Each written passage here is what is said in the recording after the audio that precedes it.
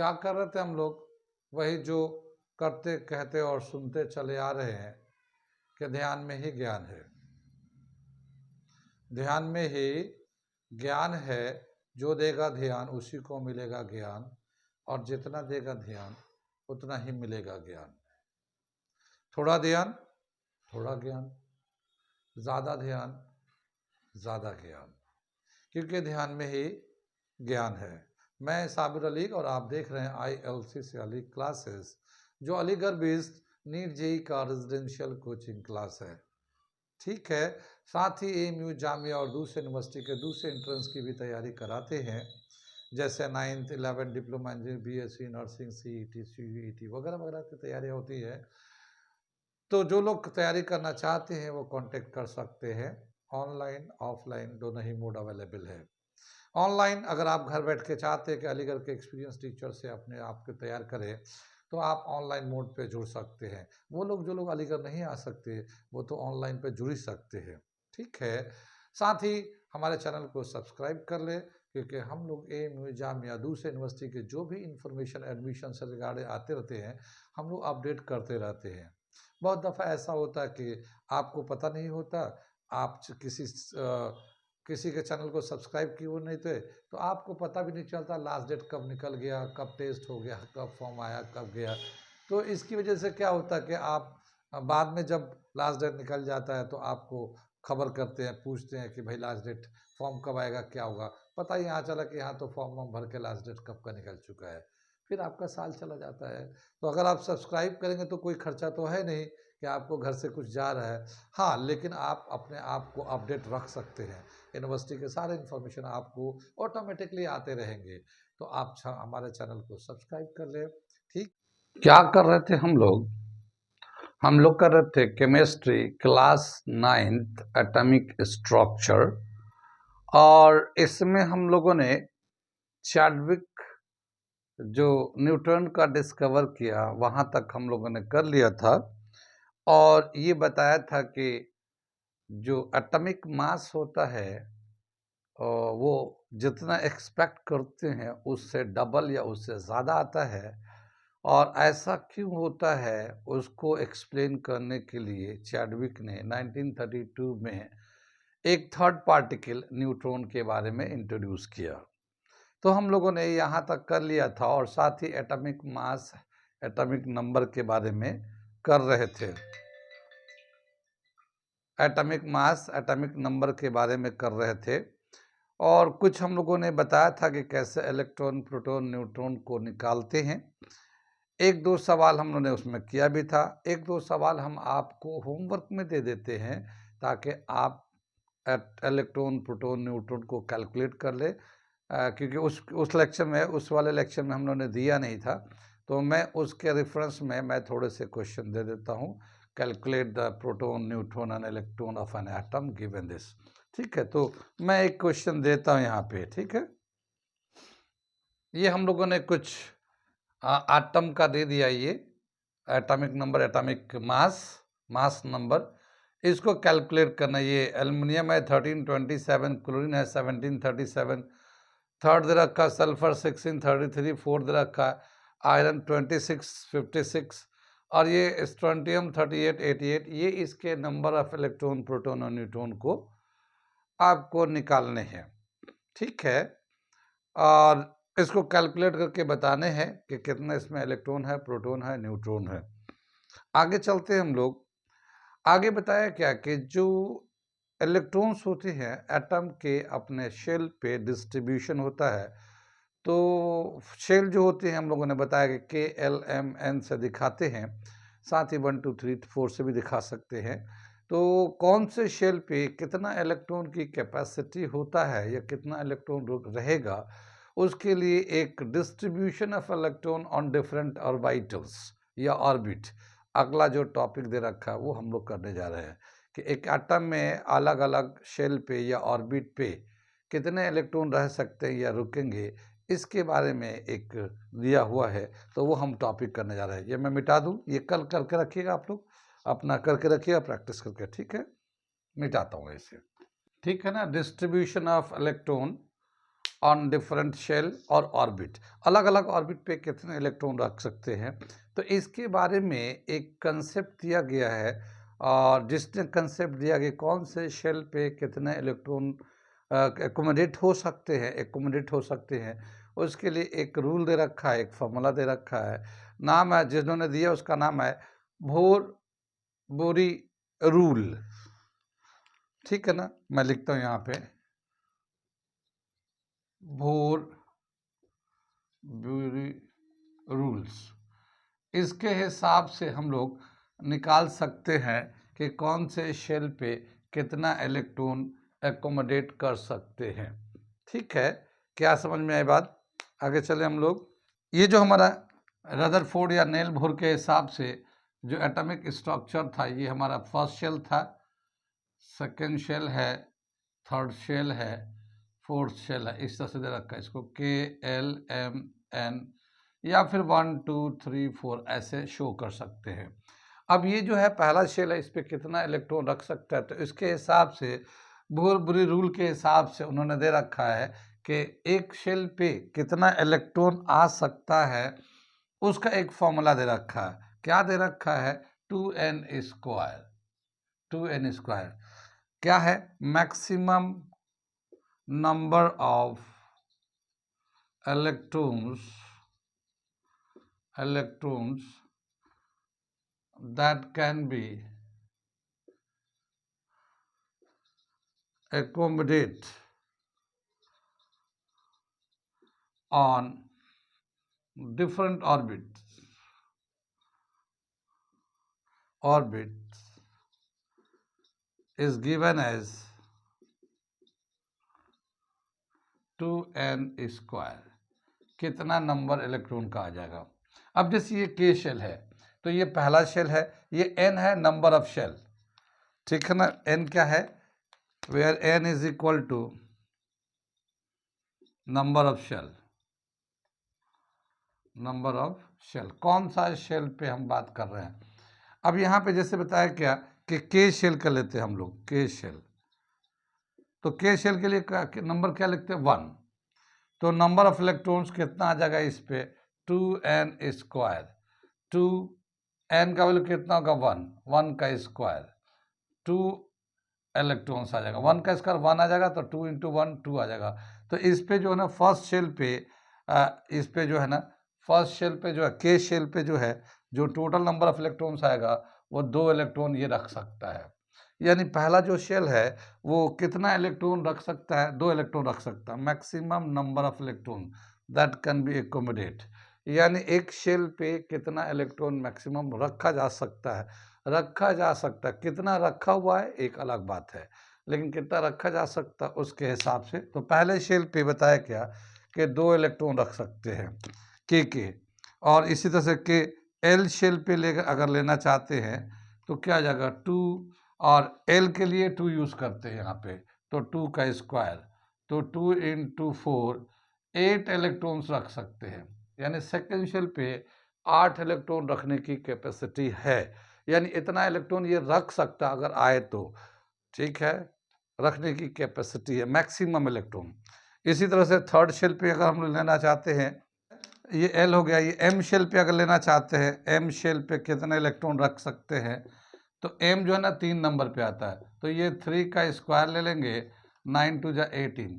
ठीक है ना, 2 × 9 18 इलेक्ट्रॉन्स, यानी ये जो है थर्ड शेल पे 18 इलेक्ट्रॉन रख सकते हैं। 18 इलेक्ट्रॉन रख सकते हैं।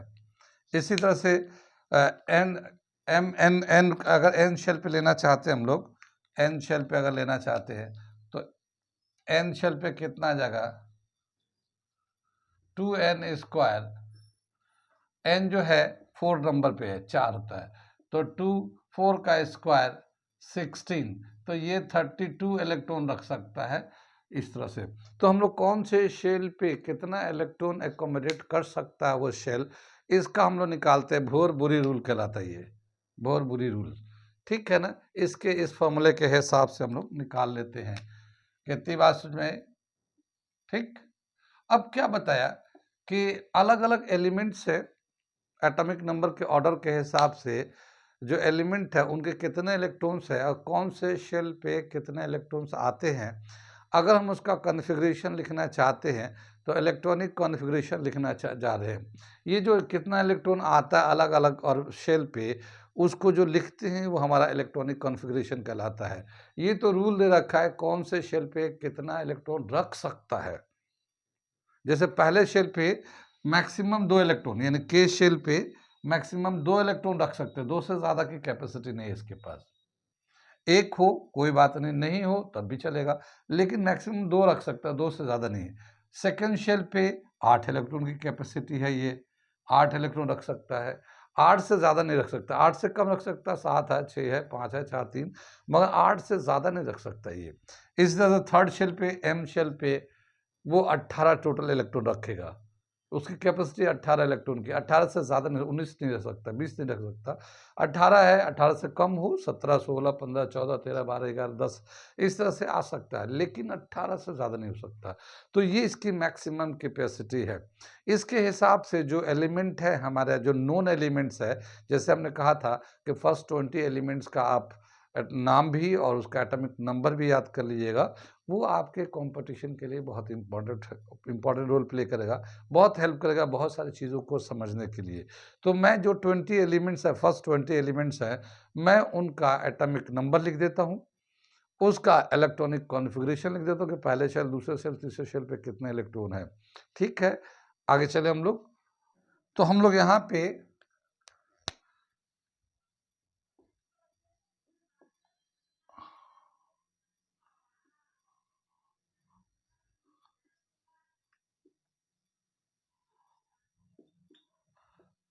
इलेक्ट्रॉनिक कॉन्फ़िगरेशन लिखते हैं हम लोग। ठीक है, जैसे ये हाइड्रोजन है, इसका एटॉमिक नंबर 1 है, तो हाइड्रोजन का एटॉमिक नंबर 1 है, तो इसका फर्स्ट शेल पे 1 इलेक्ट्रॉन रहेगा।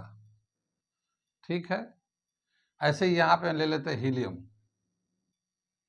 हीलियम एटॉमिक नंबर 2 है, इसके पहले शेल पे 2 इलेक्ट्रॉन रहेंगे और 2 की कैपेसिटी है इसकी, तो 2 इलेक्ट्रॉन आ जाएंगे इसके। ठीक है, लिथियम है, इसका एटॉमिक नंबर 3 है, बेरिलियम है 4 है, बोरोन है 5 है एटॉमिक नंबर, कार्बन है 6 है, नाइट्रोजन 7 है, ऑक्सीजन 8 है, फ्लोरीन 9 है और ये नियन 10 है। ये मैं हीलियम को यहाँ ले लेता हूँ, ये हीलियम को 2 को यहाँ ले लेता हूँ। ठीक है ना, ये 2 इलेक्ट्रॉन इसमें आ गया। लिथियम का जो 2 इलेक्ट्रॉन है, मतलब 3 इलेक्ट्रॉन्स है लिथियम में, तो इसका अगर हम लोग बनाते हैं तो पहला शेल पे 2 इलेक्ट्रॉन रह जाएगा और दूसरे शेल पे 1 इलेक्ट्रॉन आ जाएगा। ठीक है ना, पहले शेल पे 2 इलेक्ट्रॉन और दूसरे पे 1 इलेक्ट्रॉन। बेरिलियम में क्या है, पहले शेल पे 2 इलेक्ट्रॉन और दूसरे पे 2 इलेक्ट्रॉन, दूसरे पे 2 इलेक्ट्रॉन, 4 इलेक्ट्रॉन है ना। यहाँ पे इलेक्ट्रॉनिक कॉन्फ़िगरेशन लिखा, पहले शेल पे 2 और दूसरे पे 1, यहाँ पे पहले शेल पे 2, दूसरे पे 2, यहाँ पे पहले शेल पे 2, दूसरे पे 3। इसको अगर हम लोग ऐसे अरेंज करेंगे, ऐसे दिखाएंगे हम लोग, पहले शेल पे 2 और दूसरे पे 3 इलेक्ट्रॉन। ठीक है ना, दूसरे पे 3 इलेक्ट्रॉन।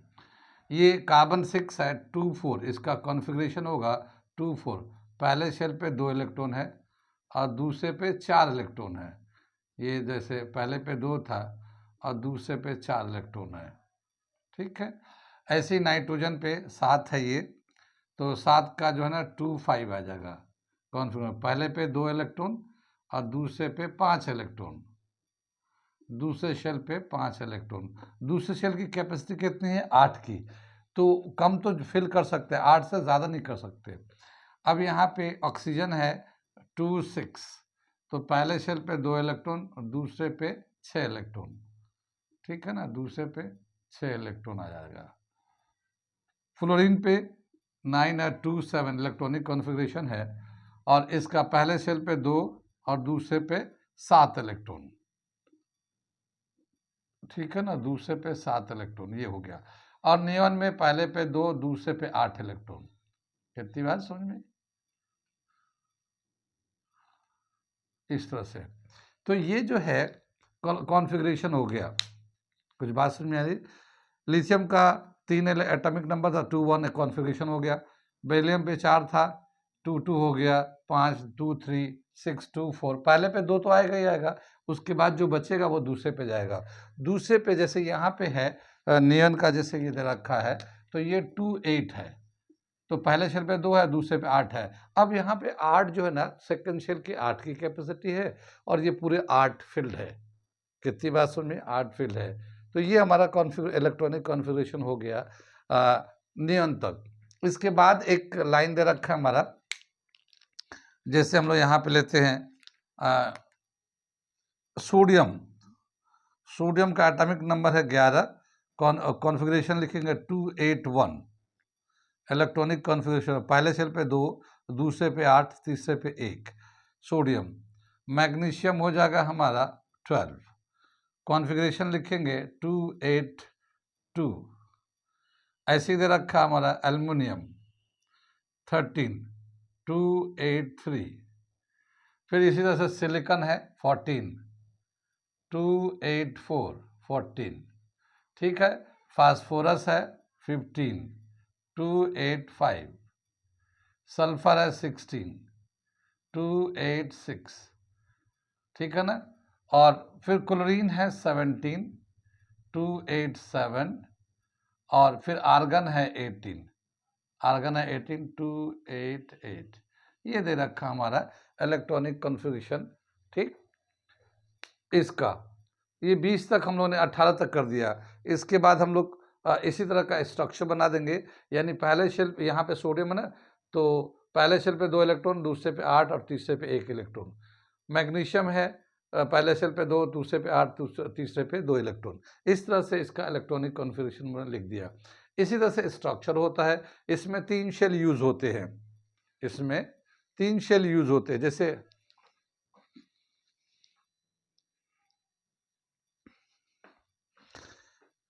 इसमें क्या हो रहा था, सिर्फ एक शेल यूज हो रहा था, के शेल।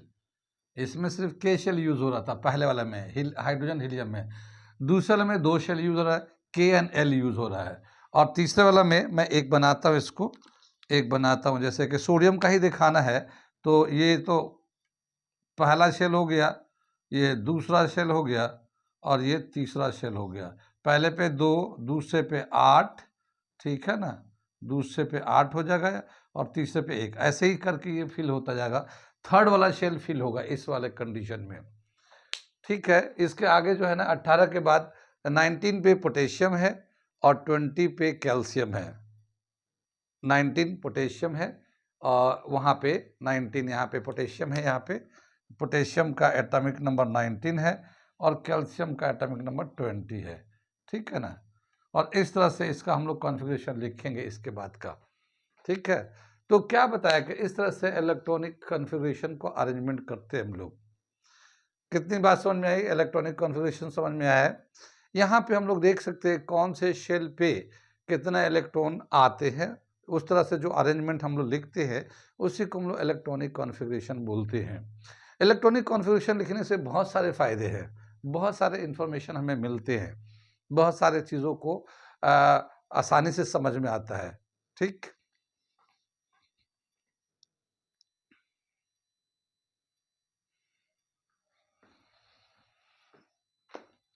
ठीक है ना। बहुत सारी चीज़ें समझ में आती है। जैसे एक तो ये समझ में आता है कि अगर इलेक्ट्रॉनिक कॉन्फ़िगरेशन लिखते हैं, तो ये एक समझ में आता है कि ये मेटल है या नॉन मेटल है। ये पॉइंट आसानी से समझ में आता है। दूसरा ये समझ में आता है कि इसकी वैलेंसी क्या है। तीसरा ये समझ में आता है कि ये रिएक्शन में इलेक्ट्रॉन देगा या लेगा, या रिएक्शन करेगा ही नहीं। कितनी बात सुन में, रिएक्शन करेगा ही नहीं, तो ये कैसे समझ में आएगा। और इसी तरह से और भी बहुत सारी बातें हैं। जैसे प्रोटॉन न्यूट्रॉन को तो पता चल ही जाएगा कि कितना इलेक्ट्रॉन, कितना प्रोटॉन, कितना न्यूट्रॉन होता है। ये तो हम लोग जानते ही जानते हैं। कितनी बात सुन में। तो अब हम लोग पहले ये देखते हैं कि कैसे हम लोग बताएंगे कि ये मेटल है या नॉन मेटल है। ठीक है, तो एक कैरेक्टर हम यहाँ बता रहे हैं, एक इलेक्ट्रॉनिक कॉन्फ़िगरेशन समझ में आ गया। ये अरेंजमेंट जो है ना, जैसे पहले शेल पे कितना, दूसरे शेल पे कितना, तीसरे शेल पे कितना, चौथे शेल पे कितना इलेक्ट्रॉन आता है, जो जितना इलेक्ट्रॉन हम लोग उसको जितना उसकी कैपेसिटी होती है उतना तक हम लोग इलेक्ट्रॉन उस पर फिल करते हैं। फिर जब तक कैपेसिटी है उसके बाद का इलेक्ट्रॉन भी है तो वो अगले वाला शेल पे चला जाता है। ठीक है ना, तो इस तरह से हम लोग इसको अरेंजमेंट करते ही हमारा इलेक्ट्रॉनिक कॉन्फ़िगरेशन कहलाता है। इलेक्ट्रॉनिक कॉन्फ़िगरेशन से बहुत सारे इन्फॉर्मेशन मिलते हैं।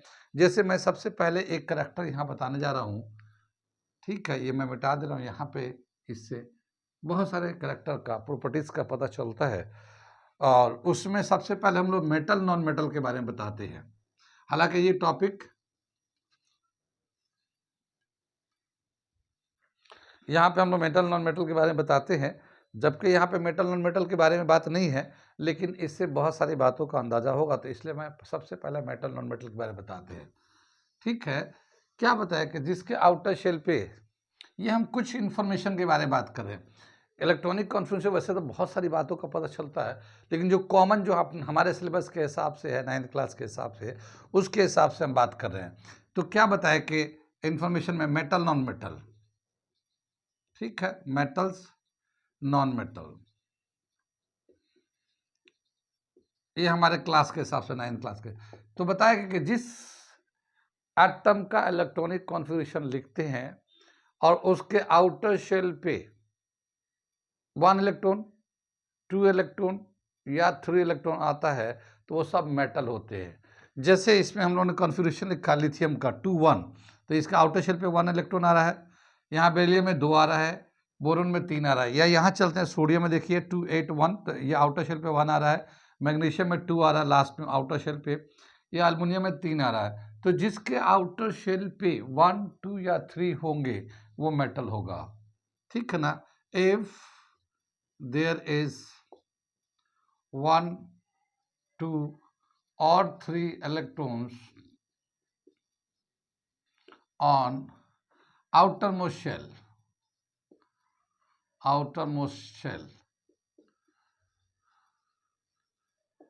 then it is metal,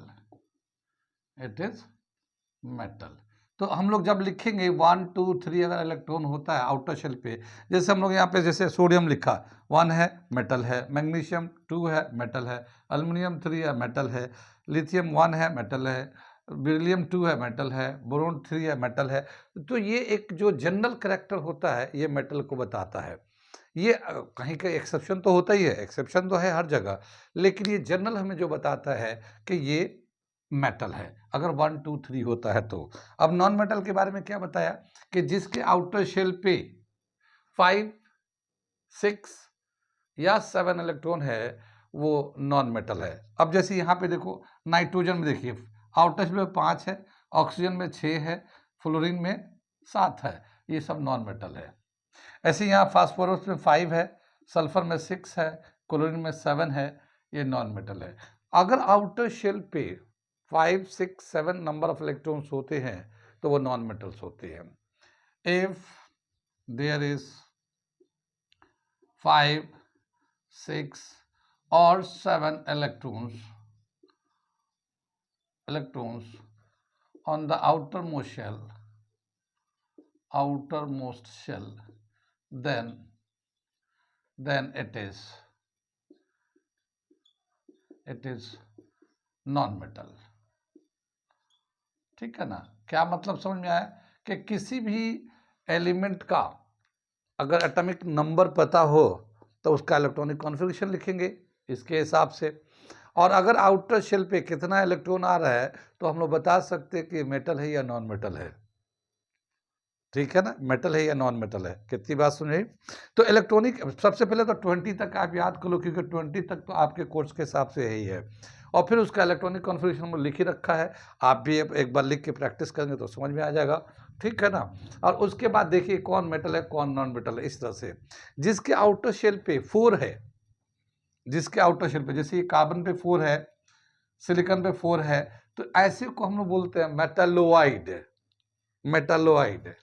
जिसके आउटर शेल पे 4 होता है। मेटलॉइड का क्या मतलब हुआ कि ये दोनों तरह बिहेव करता है, ये मेटल भी होता है, कहीं कहीं भी मेटल की तरह बिहेव करता है, कहीं कहीं ये नॉन मेटल की तरह बिहेव करता है। तो मेटलोइड, ठीक है ना। If there is 4 electrons on outermost shell, ठीक है ना, आउटर मोस्ट शेल पे 4 अगर इलेक्ट्रॉन है देन इट इज कॉल्ड मेटालोइड। कितनी बात सुनी। तो इलेक्ट्रॉनिक कॉन्फ़िगरेशन से ये चीज मेटल नॉन मेटल के बारे में बहुत आसानी से बता सकते हैं। कितनी बात, आगे चले हम लोग। ठीक है, इतनी बात तो समझ में आई। अब क्या होता है कि जब भी कभी रिएक्शन होता है तो रिएक्शन कौन करेगा, जिसका आउटर मोस्ट शेल इनकम्प्लीट होगा वो रिएक्ट करेगा, और जिसका आउटर मोस्ट शेल कंप्लीट होगा वो रिएक्ट नहीं करेगा।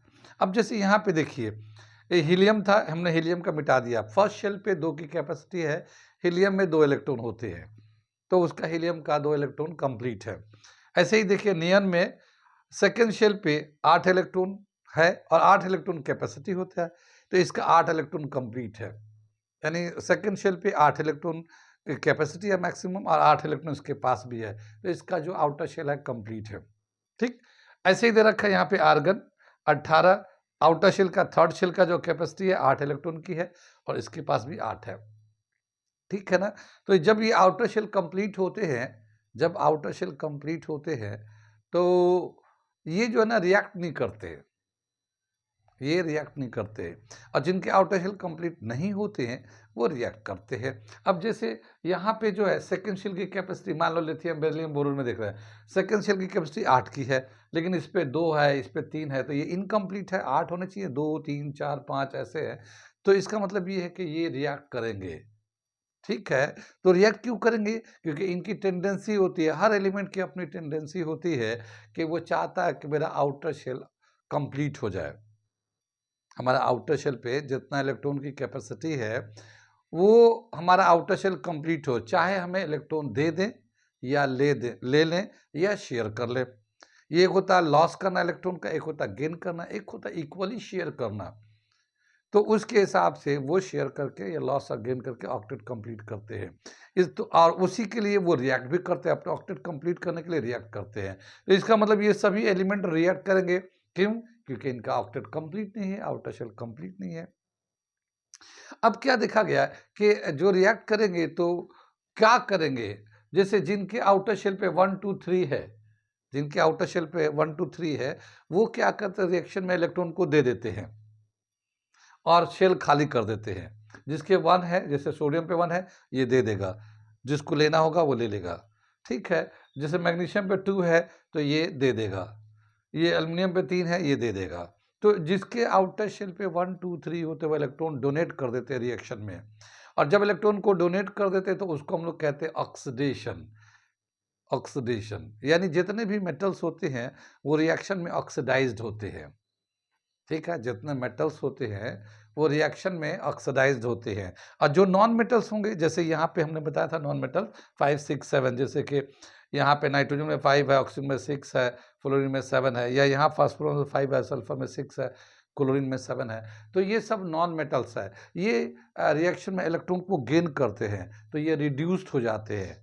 कितनी बात सुनिए। तो जिनके आउटर शेल पे 5 6 7 होगा वो रिड्यूस्ड होगा, जिनके आउटर शेल पे 1 2 3 होंगे वो ऑक्सीडाइज्ड होंगे। ठीक है, अब कितना इलेक्ट्रॉन लेंगे कितना इलेक्ट्रॉन देंगे उसको हम लोग कहते हैं वैलेंसी। वैलेंसी, ठीक। तो यहाँ पे समझ में आ गया। मैं इसको 2 चीजें और लिख देता हूं, metal oxidized, non metal reduced, ये लिख लेंगे आप लोग। मेटल जो होता है ऑक्सीडाइज होता है, यानी कि इलेक्ट्रॉन को लॉस कर देता है रिएक्शन में, और वो पॉजिटिव बन जाता है। इलेक्ट्रॉन लॉस करता है तो इलेक्ट्रॉन जाने के बाद वो पॉजिटिव चार्ज आ जाता है, तो वो कटाइंस बन जाते हैं। और जो नॉन मेटल होते हैं इलेक्ट्रॉन को गेन करते हैं, वो रिड्यूस जो है तो उस पर नेगेटिव चार्ज आ जाता है, उसको अनाइंस बोलते हैं। ठीक है, तो मैं ये 2 पॉइंट्स मैं लिख देता हूँ यहाँ पे, लिख के फिर वैलेंसी को समझाता हूँ यहीं पे। ठीक है, यहाँ पे जो मेटल्स होते हैं ये ऑक्सीडाइज्ड हो जाते हैं, ऑक्सीडाइज्ड, लॉस ऑफ इलेक्ट्रॉन।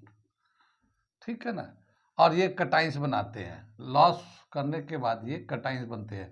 जैसे यहाँ पे देखिए सोडियम है, सोडियम के आउटर शेल पे एक इलेक्ट्रॉन है, रिएक्शन करेगा तो मेटल है, इलेक्ट्रॉन दे देगा।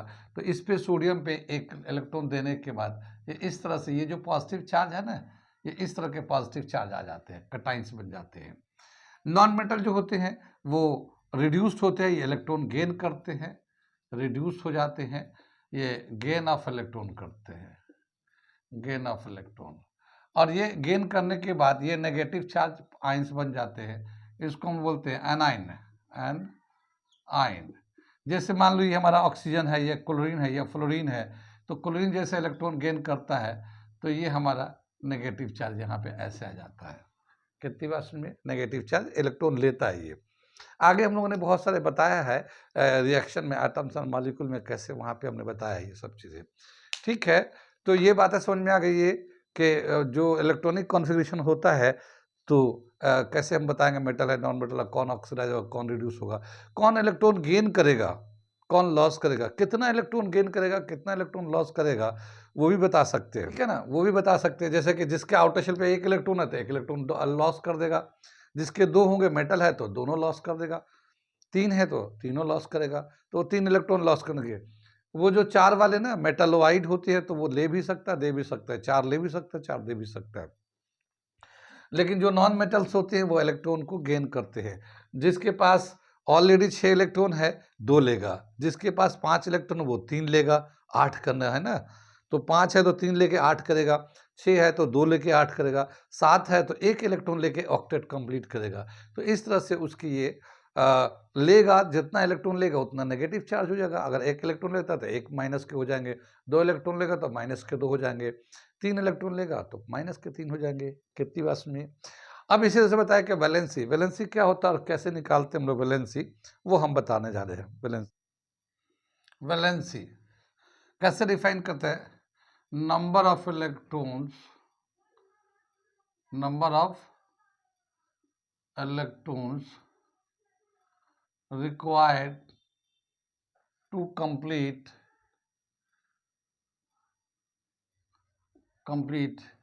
its outer shell either by losing, gaining or sharing the electron,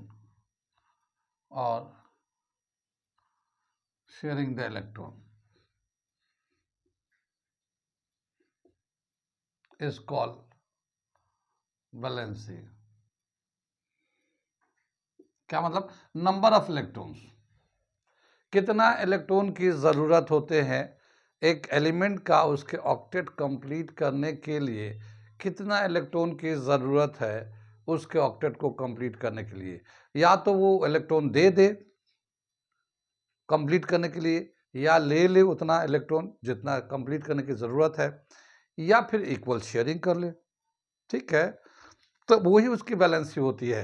अब क्या बताया कि जो मेटल्स है, मेटल समझ में बात आ रही है, जो मेटल्स हैं जिनके आउटर शेल पे 1 2 3 है, तो इनकी वैलेंसी भी यही है 1 2 3 4। जिसके आउटर शेल पे जब इलेक्ट्रॉनिक कॉन्फ़िगरेशन लिखेंगे तो आउटर शेल पे अगर 1 2 3 4 आ रहा है तो इसका वैलेंसी भी उतना ही है, 1 2 3 4 है। कितनी बात में। और जिनके आउटर शेल पे 5 6 7 आ रहा है तो उसकी valency 8 minus number of electron present on the outermost shell, number of electron present on the outermost shell is valency. अब मैं उसको वैलेंसी को थोड़ा करके दिखा रहा हूं, ये समझ में बात आ रही है।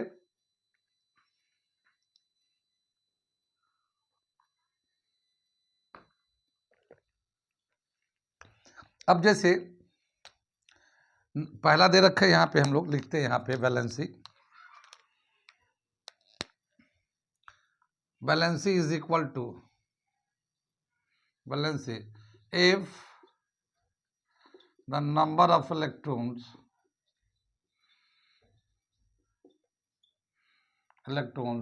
on outermost shell shell is 1, 2, 3 or 4, then its valency is also 1, 2, 3 and 4। ठीक है ना, यानी इसके आउटर शेल पे अगर 1, 2, 3 इलेक्ट्रॉन आ रहा है, इलेक्ट्रॉनिक कॉन्फ़िगरेशन लिखा हम लोगों ने जो तरीका है, और देखते हैं कि उसके आउटर शेल पे एक इलेक्ट्रॉन है तो उसकी वैलेंसी भी 1 है। अगर आउटर शेल पे 2 इलेक्ट्रॉन आया तो उसकी वैलेंसी भी 2 है। आउटर शेल पे 3 इलेक्ट्रॉन आ रहा है तो वैलेंसी भी 3 है। आउटर शेल पे 4 है तो वैलेंसी भी 4 है। ठीक है, 4 वाले के बारे में थोड़ा सा अलग है, पॉजिटिव 4 भी हो सकता है, नेगेटिव 4 भी हो सकता है। ठीक है, अब हम लोग आगे चलते हैं। जिसके आउटर शेल में 5, 6, 7 इलेक्ट्रॉन है उसकी वैलेंसी कितनी होगी। ठीक है, ये नोट कर लीजिए, इसको मैं मिटा देता हूँ। इस समझ में आ रहा है सबको, नोट करते रहिए। आगे चलते हैं हम लोग। If the number of electrons on outermost shell is 5, 6 or 7, then its valency is 8 minus number of electrons present on outermost shell, ठीक है, तो इसकी वैलेंसी कितनी होगी। जिसके आउटर शेल पे 5, 6, 7 इलेक्ट्रॉन है उसकी अगर वैलेंसी निकालना चाहते हैं तो कैसे निकालेंगे। 8 में से जितना इलेक्ट्रॉन प्रेजेंट है आउटर मोस्ट शेल पे उसको माइनस करेंगे। अब जैसे मान लो हम लोग नाइट्रोजन का लेते हैं, नाइट्रोजन का आउटर शेल पे 5 इलेक्ट्रॉन है ना, नाइट्रोजन का 5 इलेक्ट्रॉन है, तो वैलेंसी ऑफ नाइट्रोजन कितना हो जाएगा। वैलेंसी ऑफ नाइट्रोजन कितना हो जाएगा, 8 - 5 इज इक्वल टू 3, -3 लेंगे इसको। वैलेंसी जो है ना -3, इधर जो होता है ना ये +3। मेटल नॉन मेटल मैंने बताया था ना, मेटल वाले में तो प्लस लेते हैं क्योंकि वो डोनेट करते हैं, और नॉन मेटल में वो गेन करते हैं तो माइनस में लेते हैं। तो ये -3 का मतलब ये है कि ये जो ना 3 इलेक्ट्रॉन लेगा, 3 इलेक्ट्रॉन लेगा अपना ऑक्टेट कंप्लीट करना है तो। ठीक है, तो ये माइनस में आ गया, ये लेगा तो, और देने वाले में सब प्लस होते हैं। तो ये समझ में आ गई बात। ये वैलेंसी ऑफ नाइट्रोजन ले लिया हम लोगों ने। ऐसे ही हम लोग ऑक्सीजन की वैलेंसी ले लेते हैं, इसको मिटा दे हम लोग।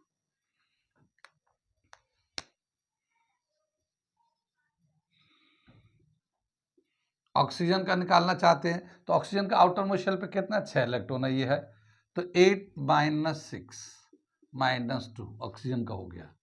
इस तरह से फ्लोरीन का अगर निकालना चाहते हैं तो ये 7 इलेक्ट्रॉन है, तो वैलेंसी ऑफ फ्लोरीन निकालना चाहते हैं F 8 - 7 - 1। ठीक है, हम लोग ये माइनस इसलिए दिख रहे हैं क्योंकि ये इलेक्ट्रॉन गेन करता है। हालांकि ऐसे तो 8 - 5 3 आ जाएगा, हम लोग ऐसे ना भी लिख सकते हैं, ये 3 तो इसकी 3 वैलेंसी है, मगर ये गेन करता तो इसलिए माइनस में लिख रहे हैं। 8 - 6 2, तो ये लेगा इलेक्ट्रॉन, 2 इलेक्ट्रॉन लेगा। ठीक है ना, ये 8 - 7 1, तो ये इलेक्ट्रॉन लेगा, इलेक्ट्रॉन नेगेटिव चार्ज होता है, तो ये इसकी वैलेंसी इस तरह से हो जाएगा नाइट्रोजन ऑक्सीजन फ्लोरीन का। अगर इसी तरह से फास्फोरस सल्फर क्लोरीन का लेते हैं तो ये 5 है ना, तो 8 - 5, तो फास्फोरस की वैलेंसी हो जाएगी 3। ठीक है ना, वैलेंसी ऑफ फास्फोरस, ठीक है ना 3। सल्फर का कितना हो जाएगा, 8 - 6 2। क्लोरीन का वैलेंसी कितना हो जाएगा, 1। 8 में से 7 माइनस कर दो 1 आ जाएगा। जिस तरह से इधर किया था वैसे इधर है। कितनी बात सुन, वैलेंसी समझ में आया। तो इन सब एलिमेंट्स का वैलेंसी अगर निकालना है तो इस तरह से 1 2 3 4 अगर होता है एलिमेंट के आउटर शेल पे तो वो ऐसे ही एज इट इज लिख देते हैं, वही वैलेंसी होता है। लेकिन अगर 5 6 7 होता आउटर शेल पे तो फिर 8 में से उसको माइनस कर देते हैं। ये नोबल गैस का अगर वैलेंसी निकालना चाहे तो 8 - 8, तो 8 पहले से था ही था, 8 इसके पास आउटर शेल पे है, 8 - 8 0। 0 का मतलब ये है कि ये रिएक्शन नहीं करता, ये एटम के फॉर्म में ही रहता है। ये मॉलिक्यूल नहीं बनाता। मॉलिक्यूल तो वो बनाएगा जिसका आउटर शेल कंप्लीट नहीं है, तो अपने आउटर शेल कंप्लीट करने के लिए वो इलेक्ट्रॉन ले दे के एक बॉन्डिंग करता है, मॉलिक्यूल बनाता है। ये जो नोबल गैस जो होते हैं, इसको हम लोग इनर्ट गैस भी बोलते हैं, नोबल गैस भी बोलते हैं, नॉन रिएक्टिव एलिमेंट्स भी बोलते हैं, जो लास्ट में होता है, जिसके ऑक्टेट कंप्लीट होते हैं, ठीक है। उनका वैलेंसी 0 होता है, वैलेंसी उसका 0 होता है। नोबल गैस की वैलेंसी कितना? 0 होता है। आगे समझ में आई बात? ये तो हमें वैलेंसी का पता चल गया।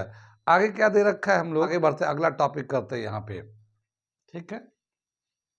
आइसोटोप्स क्या था, अगला जो टॉपिक दे रखा आइसोटोप्स का। हम लोगों ने पीछे आइसोटोप्स का डेफिनेशन तो लिखा था, लेकिन अभी उसमें बहुत सारी बातें रह गई है, तो जो आपके कोर्स के हिसाब से दे रखा है, तो वो बातें भी रह गई है। तो मैं आइसोटोप्स, बेसिकली मैंने आइसोटोप्स वहाँ पे जो है ना इन बिटवीन बता दिया। इन बिटवीन मतलब हम दूसरे टॉपिक को पढ़ा रहे थे, मगर वहाँ पे उसकी ज़रूरत पड़ गई एक बात को समझाने के लिए ना, तो आइसोटोप्स हमने वहाँ बता दिया। लेकिन आइसोटोप्स अलग से दे रखा है, तो आइसोटोप्स को हम लोग तो जानते हैं, डेफिनेशन तो लिखा ही था, जानते हैं। Isotopes same atomic number but different atomic mass, यानी कि एक एलिमेंट का एटॉमिक नंबर सबके सेम है, मगर एटॉमिक मास डिफरेंट है। और डिफरेंट किसकी वजह से है? वह न्यूट्रॉन की वजह से है, ठीक है ना, न्यूट्रॉन की वजह से है। उसको बोलते हैं आइसोटोप्स। फिर से लिखूं, ठीक है ना, same atomic number but different atomic mass, atomic mass. यहां पे हम लोग देख रहे थे एक हाइड्रोजन का आइसोटोप्स, आइसोटोप्स ऑफ हाइड्रोजन।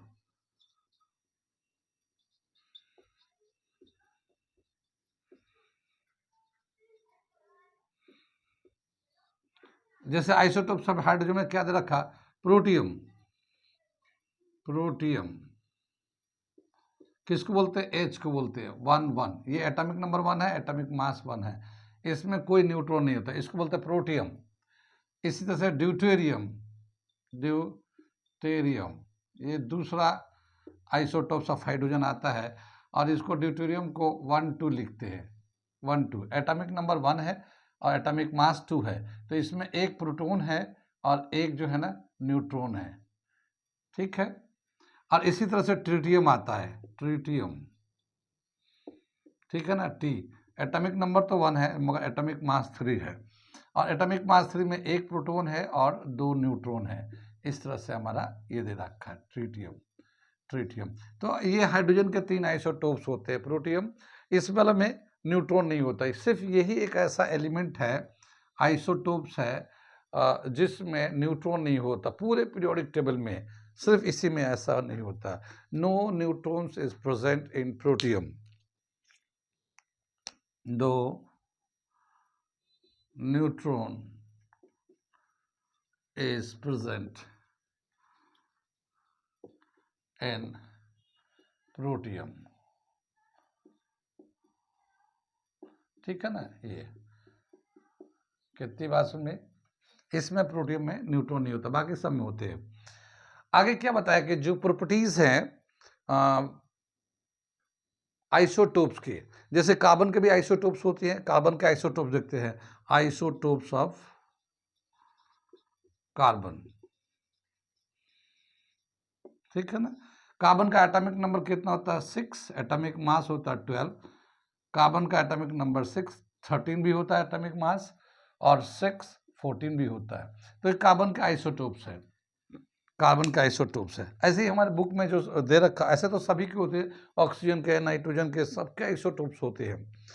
यहाँ पे जैसे आइसोटोप्स ऑफ कार्बन भी, क्लोरीन भी दे रखा, आइसोटोप्स ऑफ क्लोरीन। क्लोरीन में क्या है? आइसोटोप दे रखा है, एक एटॉमिक नंबर 1735 एटॉमिक मास है। ऐसे एक दूसरा आइसोटोप्स है 1737। कितनी बात सुनिए, तो एटॉमिक नंबर तो सेम है, मगर एटॉमिक मास डिफरेंट है, ठीक है। अब क्या बताया कि जो आइसोटोप्स होते हैं, जैसे ये कार्बन है 1 2 3, तो तीनों में क्या फिजिकल एंड केमिकल प्रॉपर्टीज में सभी सेम होते हैं या कुछ डिफरेंट भी होता है? इनका कौन सा प्रॉपर्टीज सेम रहता है? तो बताया क्या कि जो जितने भी केमिकल प्रॉपर्टीज होते हैं, कौन सा प्रॉपर्टीज, केमिकल प्रॉपर्टीज, जितने भी केमिकल प्रॉपर्टीज होते हैं किसी भी एटम का, किसी भी एलिमेंट के एटम का जो भी केमिकल प्रॉपर्टीज होता है वो गवर्न होता है उसके एटॉमिक नंबर से। ठीक है ना, क्या मतलब होगा कि कोई एलिमेंट का जो केमिकल प्रॉपर्टीज है वो उसके आउटर शेल पे कितना इलेक्ट्रॉन है या टोटल इलेक्ट्रॉन कितना है, जिसका इलेक्ट्रॉनिक कॉन्फ़िगरेशन लिखते हैं तो आउटर शेल पे कितना इलेक्ट्रॉन आता है उसी के हिसाब से उसकी केमिकल प्रॉपर्टीज होते हैं। तो इनमें तो आइसोटोप में तो सबके कार्बन एटॉमिक नंबर सेम ही होता है, इसका मतलब ये है कि इसका केमिकल प्रॉपर्टीज पे कोई इफेक्ट नहीं होता है। आइसोटोप्स के जितने भी आइसोटोप्स होते हैं सबके केमिकल प्रॉपर्टीज सेम होते हैं। हाँ, उसका एटॉमिक मास डिफरेंट डिफरेंट है तो इसीलिए उसका फिजिकल प्रॉपर्टीज में फर्क होता है। जैसे हम लोग यूरेनियम होता है, यूरेनियम का भी होता है आइसोटोप्स, आइसोटोप्स ऑफ यूरेनियम। ये आपका बुक में नहीं दे रखा लेकिन हम इसको समझाने के लिए बता रहे हैं। यूरेनियम 92 234 है, फिर यूरेनियम 92 एटॉमिक नंबर है, 235 है, यूरेनियम 292 है, ये 238 है। इस तरह से दे रखा है यूरेनियम का आइसोटोप दे रखे है। तो क्या बताया कि यूरेनियम जो है ना उसका जो मास नंबर डिफरेंट होने की वजह से वो रेडियो एक्टिव होता है। एटॉमिक नंबर तो ठीक है सबके 92 है, उसकी केमिकल प्रॉपर्टीज सेम है, मगर उसके मास अलग अलग होने की वजह से उसका फिजिकल प्रॉपर्टीज, जैसे यहाँ पे कार्बन का ही देखिए, ये कार्बन नॉर्मल कार्बन है और ये कार्बन जो है ना कार्बन 14, ये एक रेडियो एक्टिव एलिमेंट है। कार्बन 14 रेडियो एक्टिव एलिमेंट है। रेडियो एलिमेंट का मतलब क्या हुआ कि इससे रेजेस निकलते रहते हैं, स्पॉन्टेनियस रेजेस निकलते रहते हैं। स्पॉन्टेनियस का मतलब तो हमने बताया था खुद ब खुद निकलते रहते हैं। ये जो रेजेस निकलते रहते हैं इसके हेल्प से हम लोग कार्बन डेटिंग करते हैं। कार्बन डेटिंग का मतलब हम लोग, क्योंकि सभी एनिमल के अंदर जो है ना कार्बन मिलते हैं, जो हम लोग खाना खाते हैं कार्बोहाइड्रेट खाते हैं तो कार्बन होता है, रोटी चावल जो भी खाते हैं तो उसमें कार्बन 12 तो सबसे ज़्यादा होता है, मैक्सिमम होता है, मगर कार्बन 14 भी होता है। तो जो बॉडी के अंदर कार्बन 14 होते हैं तो ये एक रेडियो एक्टिव होता है, ये डीके करता है और इसका रेट ऑफ डीके के हिसाब से ये डीके करता है।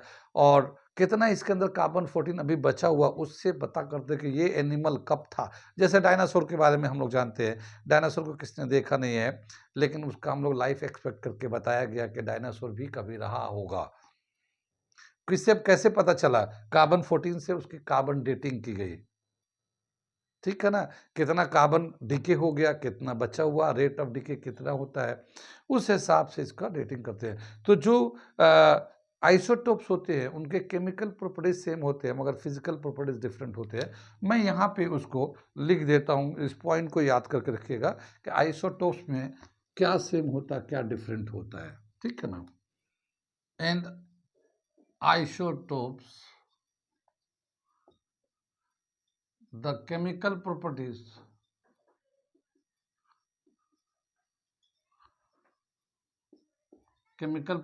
is same but physical properties different.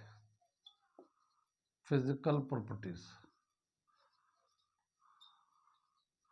is different. ठीक है ना, आइसोटोप्स में केमिकल प्रॉपर्टीज तो सेम होते हैं जितने भी आइसोटोप्स है, जैसे कार्बन के 3 है या हाइड्रोजन के 3 है, इसी तरह से क्लोरीन के 2 हैं, तो इनके आइसोटोप्स के केमिकल प्रॉपर्टीज तो सेम होंगे लेकिन फिजिकल प्रॉपर्टीज अलग अलग होगा। यहाँ पे जैसे कार्बन दे रखा है, इनका केमिकल प्रॉपर्टीज सेम होता है, फिजिकल प्रॉपर्टीज डिफरेंट होते हैं। ठीक है, ये रेडियो एक्टिव है, ये हमारे बहुत काम में आता है, ये हमारे काम का नहीं है, मतलब काम का नहीं मतलब उस तरह का है कि ये कार्बन डेटिंग में इस्तेमाल होता है। ठीक है, यहाँ पे यहाँ तक समझ में आ गया। यहाँ पे एक चीज़ बताया क्या कि अगर क्वांटिटी में, जैसे यहाँ पे बताया कार्बन 12 बहुत ज़्यादा मिलता है, कार्बन 12 बहुत ज़्यादा एक्सेस में मिलता है, कार्बन 14 बहुत ही कम मिलता है, 13 भी बहुत ही कम मिलता है। तो ये कंपेयर के हिसाब से बहुत कम कम है और ये सबसे ज़्यादा होता है। तो इसका जो एटॉमिक नंबर एटॉमिक मास है यही हम लोग लेते हैं। लेकिन क्लोरीन के बारे में बताते हैं कि ये जो 35 है एटॉमिक नंबर और ये 37, इनका जो है जो परसेंटेज मिलता है ये 3:1 के रेशियो में मिलता है, 3:1 के रेशियो मिलता है। यानी कि अगर चार कार्बन अगर आपको क्लोरीन 4 एटम मिलता है तो 3 एटम जो है ना 35 का होगा, 1 एटम 37 वाला होगा। इसके अबंडेंस है, यानी मिलता है, क्वांटिटी इसका मिलता है। तो ऐसे केस में कौन सा एटॉमिक मास ले, इसका एटॉमिक मास ले या इसका एटॉमिक मास ले?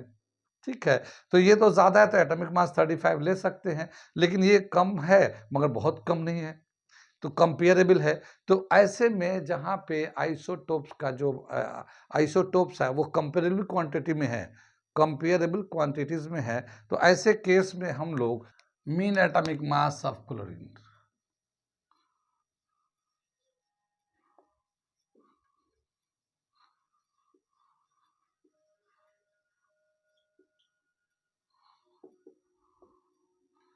क्या दे रखा है यहाँ, क्लोरीन जो है एक 17 है, 35 एटॉमिक मास है, और ये क्लोरीन जो है एटॉमिक नंबर 1737 है, और ये जो मिलते हैं दोनों 3:1 के रेशियो मिलते हैं। कितनी बात सुन में?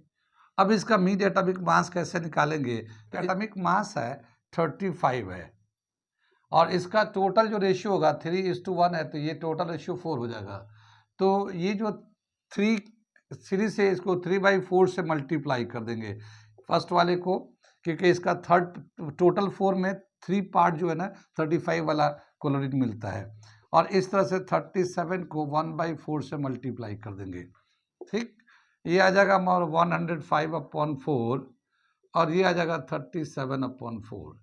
एलसीएम लेंगे तो 4 आ जाएगा, ये 105 है, 37 प्लस कर देंगे 142/4, इसको जब डिवाइड करते हैं तो 35.5, ठीक है ना, 35.5।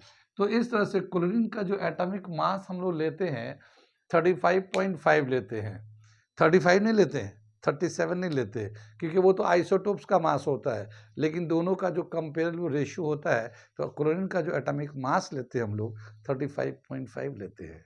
कितनी बात सुन में ये, ठीक है ना, तो ये 0.5 ऐसे आ जाता है, इसकी वजह से। ऐसे भी बहुत सारे एलिमेंट हैं, उनका भी अगर रेशियो दिया रहेगा तो उसका हम लोग निकाल के दिखाएंगे।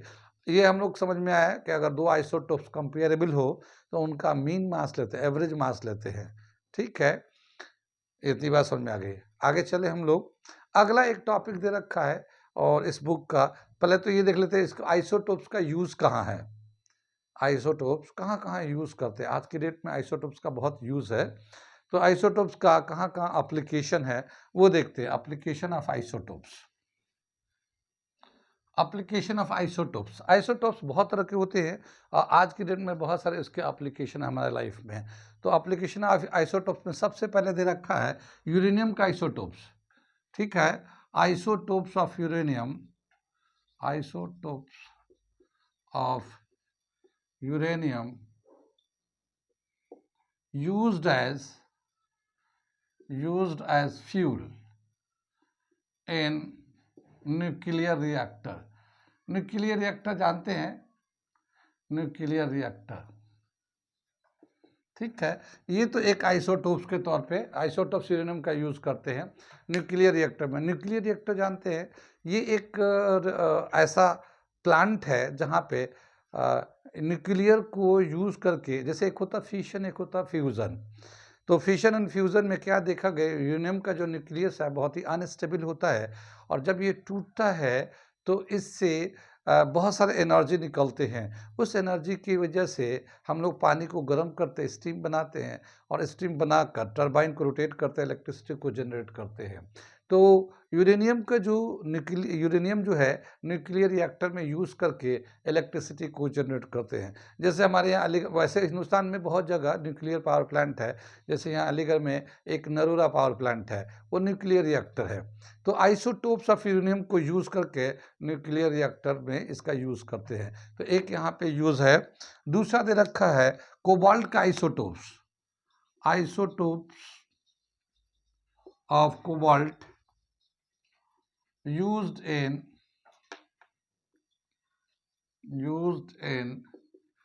treatment of cancer. कैंसर क्या समझ में है? कैंसर एक हम लोग जानते हैं एक डिजीज़ है, कैंसर एक डिजीज़ है। कैसे डिफाइन करते हैं कैंसर को?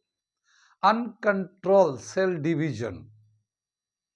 Uncontrolled cell division is called which lead to a form of cancer. यानी ये जब बॉडी में हमारे जो भी बॉडी में सेल डिवीजन होता है ये कंट्रोल होता है। जैसे मान लो हमारे कहीं कट जाते हैं, जख्म हो जाते हैं, किसी से कट जाता है, थोड़े दिनों में देखते हैं कि वो सूख जाता है, फिर उस पर एक खोट सा आ जाता है, फिर वो जख्म ठीक हो जाते हैं, फिर भर भी जाते हैं। ठीक है, तो ये कंट्रोल होता है, कंट्रोल सेल डिवीजन होता है हमारा। जैसे ही हम लोगों ने बताया, तो जो भी हमारे बदन हाथ में कटते फिरते हैं तो वो तो सेल फिर दोबारा से ग्रोथ हो जाते हैं। लेकिन बॉडी में जो कभी-कभी ऐसा होता है, कोई पार्ट जो है जहाँ पे सेल डिवीजन होता है और वो ऐसा होता है कि वो कंट्रोल नहीं होता, सेल डिवीजन होते चला जाता, होते चला जाता, होते चला जाता, बाद में वही जो है ना एक बीमारी हो जाता है जिसको हम लोग कैंसर बोलते हैं। ऐसे कैंसर के ट्रीटमेंट में कोबाल्ट जो है ना एक एलिमेंट है, उसका आइसोटोप्स है, उसका यूज़ करते हैं कैंसर के ट्रीटमेंट में। ठीक है, तो क्या समझ में आ रहा है? ये तो हमारा कोबाल्ट का हो गया। इसी तरह से आयोडीन का आइसोटोप्स है, आयोडीन का आइसोटोप्स ग्वाटर में यूज़ होता है। ठीक है, isotope of iodine used in treatment of goiter. Goitre एक डिजीज है, जानते हैं हम लोग, ये थ्रोट जो ना काफ़ी सॉइल हो जाता है, थ्रोट जो ना सॉइल होकर बड़ा हो जाता है, तो उसके ट्रीटमेंट में आयोडीन के आइसोटोप्स का यूज़ होता है। तो ये कुछ एप्लीकेशन दे रखा आइसोटोप्स का। कितनी बात सुन में, आइसोटोप्स ऑफ एलिमेंट्स कहाँ कहाँ समझ में आया, कहाँ कहाँ नहीं आया, आ रहा समझ में। आगे चलते हैं, एक और टॉपिक दे रखा हमारा और वो है आइसोबार।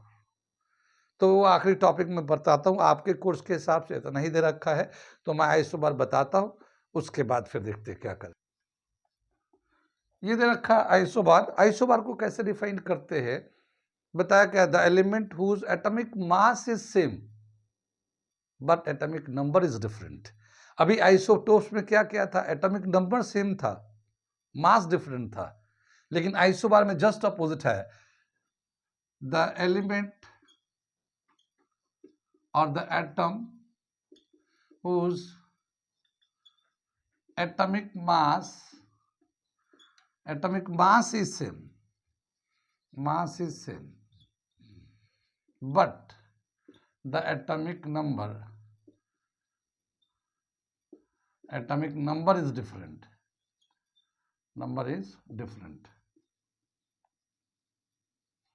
जिसका एटॉमिक नंबर अलग अलग हो मगर एटॉमिक मास सेम हो, ऐसे को हम लोग आइसोबार कहते हैं। एक एग्जाम्पल दे रखा बुक में, बहुत ही अच्छा एग्जाम्पल है। जैसे ये कैल्शियम है, कैल्शियम का जो एटॉमिक नंबर होता है वो 20 है और एटॉमिक मास कितना है, 40 है। ठीक है, इसी तरह से आर्गन है, आर्गन का एक एटॉमिक नंबर जो होता है ना 18 होता है, मगर एटॉमिक मास 14 है, आइसोटोप साइज का। तो देखिए कैल्शियम का एटॉमिक नंबर 20 है, आर्गन का एटॉमिक नंबर 18 है, एटॉमिक नंबर तो डिफरेंट है मगर मास दोनों का 40 है। ठीक है, तो यहाँ पे लिख दे element whose atomic mass is same, mass तो सेम है मगर नंबर डिफरेंट है, इसको हम लोग कहते हैं आइसोबार। ठीक है, ऐसे और भी बहुत सारे एलिमेंट है, आपके कोर्स के हिसाब से यही दो को डिस्कस किया है, तो इसी को हमने बताया, आता था अक्सर एग्जाम में। कितनी बार समझ में आई? तो यहाँ तक था हमारा एटॉमिक स्ट्रक्चर, आपके कोर्स को क्लास 9 का खत्म हो जाता है। अब इसके बाद जो है ना एक्सरसाइज के क्वेश्चंस हैं, मैं अगले क्लास में एक्सरसाइज के क्वेश्चन कराऊंगा। ठीक है, ओके, आज यहीं पे देते हैं।